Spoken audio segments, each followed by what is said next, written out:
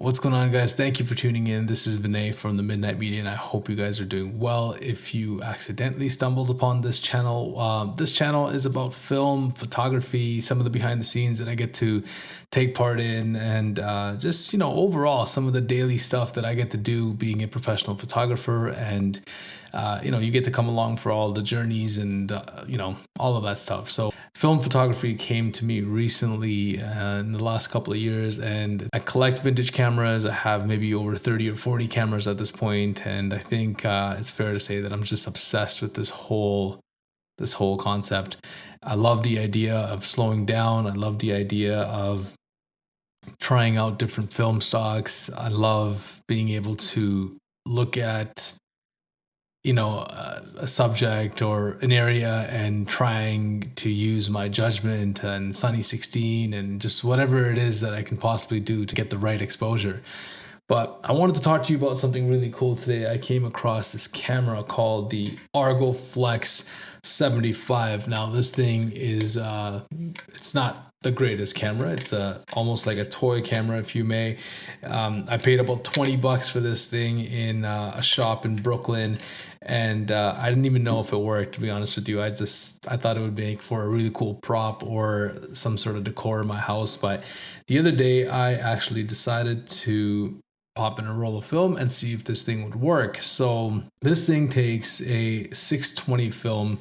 I think you can still find it. I just don't know if there's too many people making it anymore, but there's a really cool hack that you can actually take a roll of 120 film, use nail clippers and just sort of trim off the top of it, and it'll fit into this thing because the spool is actually a little bit smaller, I think, compared to like the 120 spool. But I actually ended up ordering some 620 film from B&H, and it was the Tri-X 400 black and white, and I was extremely impressed with the sharpness and that dreamy vintage sort of look with this camera.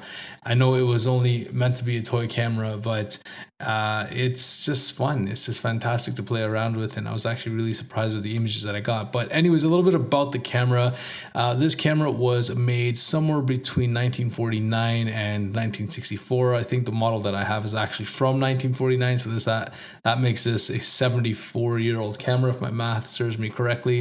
It's a waist level viewfinder. You basically pop open the top, and I'm actually kind of surprised with how bright the viewfinder really is on this guy.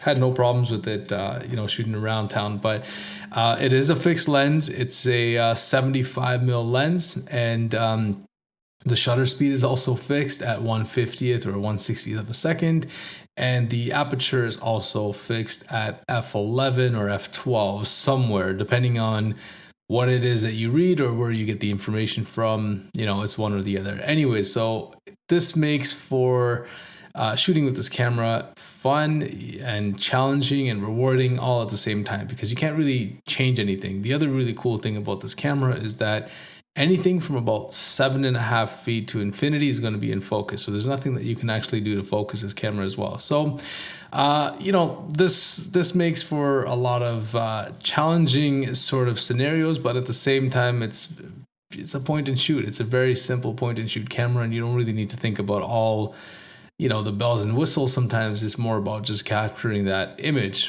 which, I had the privilege of walking around Montreal, and this place just made sense to try out a camera like this because of its beautiful European aesthetics and architecture and, some of the buildings in the older part of town. It was definitely a different experience compared to shooting with some of the other cameras that I work with. Not being able to fix anything or change any of my settings or anything like that, not having a light meter, really just sort of relying on my judgment of exposure and things like Sunny 16, and just really kind of focusing on the shot itself really made me slow down even more so than I would with using a regular film camera.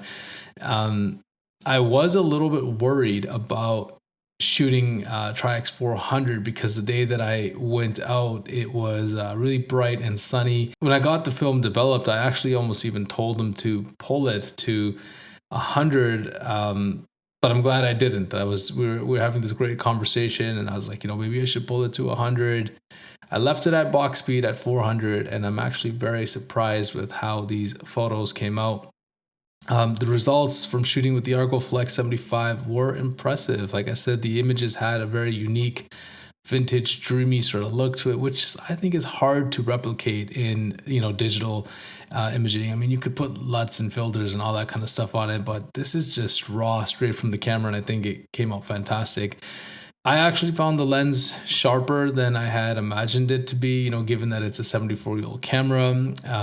And even with it being a super bright day, I thought it was quite rewarding. And, it just kind of shows you how flexible film can be. And really, when we talk about dynamic range, this is one of those things where it's quite forgiving, and you can get a really good shot even if you're a couple of stops overexposed or something like that. Anyways, let's take a look at some of the photos here, and let me know what you guys think. This is just basically Old Port, Montreal. There's a building here called Silo Number 5.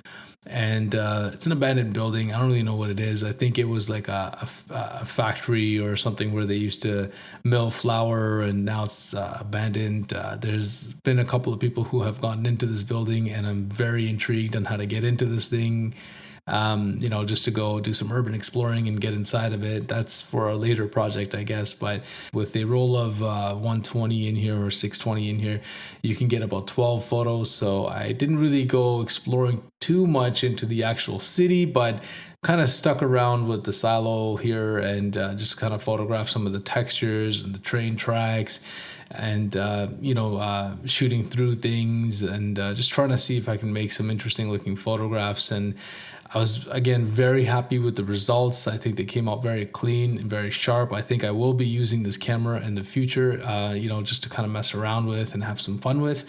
Let me know what you guys think. It's not as sharp as something like a Mamiya or, the Hasselblad or anything like that, but I don't think that was the point of this camera. I think this is more about just having fun with it, going around shooting and maybe focusing on the composition and the detail of things. But anyways, that's it for this one. Let me know what you guys think. This was a quick little short review on the Argoflex 75. You can see more work on my website, themidnightmedia.com. You can follow me on Instagram at themidnightmedia. And if this is your first time on this channel, I would really appreciate it if you liked and subscribed to the channel. Just to come along with me as I explore more of my photography journey and some of the behind the scenes that I do. Anyways, thanks for tuning in. I'll see you in the next one.